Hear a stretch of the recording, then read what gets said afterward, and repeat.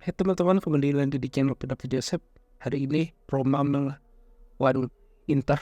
Tadi jam 1.45, sekarang sudah selesai berapa menit? 10 atau 20 menit yang lalu. Skor akhir 0-1. Apa yang menjadi permasalahan Roma akhirnya kalah lagi di kandang? Yang jadi permasalahan yang benar-benar klasik, yang bisa saya katakan adalah bagaimana sangat brutal adalah bagaimana tidak memiliki lini kedua atau lini ketiga yang memadai saat melaksanakan formasi menyerang. Secara praktis, kebanyakan pemain Roma, entah itu Balanzi di babak kedua, entah itu Pellegrini di babak pertama, berusaha untuk melakukan tendangan spekulasi atau tendangan langsung yang berusaha setidak-tidaknya kalau nggak sampai gawang dan mencetak gol, sampailah ke Dovik. Ini jadi permasalahan yang benar-benar berat karena sepanjang kalau kita nonton upaya dari Roma cukup berusaha lah. Misalnya di babak pertama dengan formasi 3-4-2-1 di mana Pellegrini dan Dybala sebagai gelandang serang penyokong dari Dovi. Terus di kiri ada Zelensky dan kanan ada Celik. Terus ada Kone dan Brian Cristante. Ada usaha bagaimana Zelensky berusaha mendelay. Lucunya Pellegrini ikut mendelay bola. Akibatnya Horner tidak memiliki teman yang memadai untuk melakukan kreativitas. Sempat terjadi beberapa momen kreativitas di babak pertama atau babak kedua, tetapi gagal ya. Pada saat kalau kita lihat pada saat Dybala bermain ke dalam, Horner sedikit maju, ruang untuk lebih mendapatkan teman kreatif baik itu Kone ataupun sekalipun Pellegrini dapat bola, secara otomatis dia akan berhenti di lini tengah terus, dan kesempatan bagi Inter yang mengetahui ya kekurangan Roma bukan dari sisi sayapnya, tapi bagaimana mengembangkan lini tengah ya sendiri, di mana gelandang bertahannya so-so penandang, terus di back tengahnya juga sering gagap, akhirnya eksekusi. Berapa kali Inter melakukan seperti itu dan cukup berhasil, berapa kali juga gagal.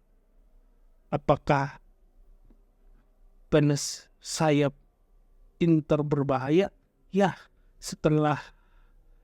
kalau dikatakan setelah babak kedua berjalan, Inter berbahaya di sayap.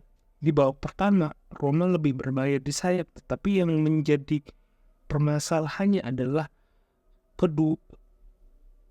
Celik berusaha untuk menutup ruang di Marco di kanan, tapi yang di kiri Zelensky tidak berusaha untuk bermain lebih menahan bola, lebih berusaha untuk menunggu lawan untuk mendekati diri, lebih berusaha bermain lebih lambat. Tapi yang terjadi adalah bagaimana Pellegrini sendiri ataupun Dybala sendiri juga bermainnya terlalu ada di tengah, ataupun kalau diomongin secara jelasnya bermain terlalu ke belakang. Dia keduanya juga bermain mencari bola, mencari ruang, tetapi yang dilawan ya Inter yang dari kemampuan pemain pun di atas Roma, dan baik itu secara nama, engine, skill sama, tetapi yang jadi permasalahan pemain Inter sudah sudah di luar kepala nih kalau instruksi dari Simone Inzaghi kalau pemain terlalu banyak bermain di tengah, alternatifnya begini, ini dan itu. Jadi ruang Roma terhambat, kesempatan Dovi sebagai penyerang satu-satunya kehilangan kesempatan untuk mencetak gol. Itu terjadi babak pertama, terjadi babak kedua. Babak pertama sih mungkin masih bisa dimaafkan ya, karena ada beberapa capaian akhirnya untuk mengurangi kekuatan Inter. Misalnya ada pemain cedera, digantikan pemain cedera, dan harus lebih lama pemain Inter untuk panas. Misalnya capaian seperti itu. Tetapi yang terjadi di babak kedua, sebenarnya hasilnya bisa seri jikalau ya satu para gelandang memberikan banyak berusaha lebih keras untuk memberikan umpan kepada Dovi, ataupun memberikan sebuah feedback yang lebih lagi untuk menekan pertahanan Inter. Itu nggak dapat. Berapa kali ya baik Kelly berhasil menekan, Zelensky berhasil menekan, Dybala berhasil menekan, tetapi ya namanya Inter ya, dia semua pemain berusaha menstabilkan pemain lain. Itu yang jadi pembedanya, sehingga golnya si Lautaro Martinez yang cukup mengganggu Roma, pergantian cukup mengganggu Roma.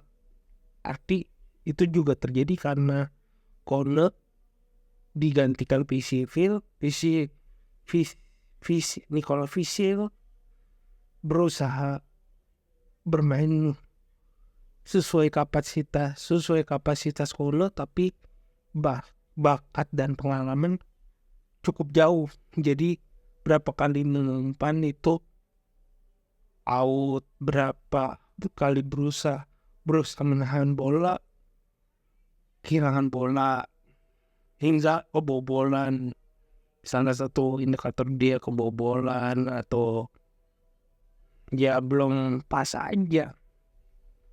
Hal itu juga setelah pergantian Civil masuk Zelensky, ditarik ganti Alanzi, ada Angelino diganti Hemno Rosso, terus Brian Cristante gantiin Enzo Livi.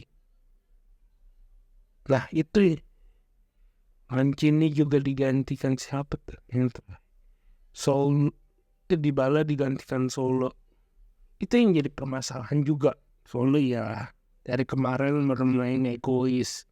Enzo Livi udah cedera, dia harus mencari bola pertamanya, tetapi ya gantiin pemain yang cukup bermain reguler, terus dia main lagi di saat ketinggalan itu sulit. Apalagi Blazanzi yang berusaha melakukan di kotak penalti melakukan tusukan, tapi ya belum benar-benar bisa menghasilkan sesuatu. Ya akhirnya 0-1 Inter unggul, dan isu pemecatan akan semakin deras buat Ivan Juric. Sekian dari saya, kurang lebih mohon maaf. Jika suka silakan like video ini, subscribe pendapat Joseph. Jika ada kritik, saran, terus di komentar. Jika ada keinginan berinvestasi, silakan klik link summary di deskripsi. Akhir kata, terima kasih.